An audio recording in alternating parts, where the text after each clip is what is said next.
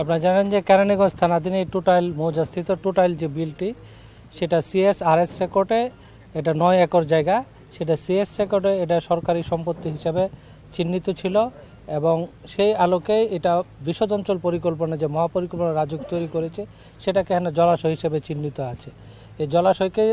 ভরাট করার কারণে বাংলাদেশ এনভায়রনমেন্টাল লয়ার্স অ্যাসোসিয়েশন এবং রাজধানী উন্নয়ন কর্তৃপক্ষ এখানে মামলা দায়ের করে। সেখানে আদালতে সুস্পষ্ট মহামান্য হাইকোর্ট কর্তৃক নির্দেশনা আছে যে সেখানে জলাশয় ভরাট করে কোনো প্রকার স্থাপন এবং বালি ভরাট করা যাবে না। সে আদেশকে অমান্য করে সেখানে ভরাট কার্যক্রম করেছে এবং তৎপ্রেক্ষিতে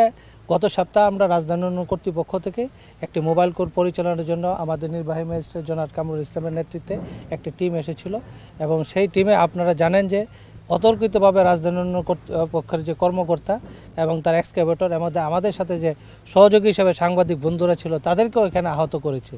এবং সেই আলোকে আমরা ঊর্ধ্বতন কর্তৃপক্ষকে বিষয়টি অবহিত করেছি এবং ঊর্ধ্বতন কর্তৃপক্ষ এই বিষয়টি জিরো টলারেন্স হিসেবে নিয়েছে। যে যাই হোক না কেন, তার যে পরিচয় থাকুক না কেন, সেখানে যারা জলাশয় ভরাট করবে সরকারি সম্পত্তিকে সেখানে ভরাট করে এবং জলাধার আইনকে লঙ্ঘন করে কাজ করবে তাদের ক্ষেত্রে জিরো টলারেন্স। এবং আজকে সেজন্য সকল যৌথ বাহিনীর নেতৃত্বে আমাদের নির্বাহী ম্যাজিস্ট্রেটের নেতৃত্বে আপনাদের সহযোগিতায় সেখানে উচ্ছেদ কার্যক্রম করেছি।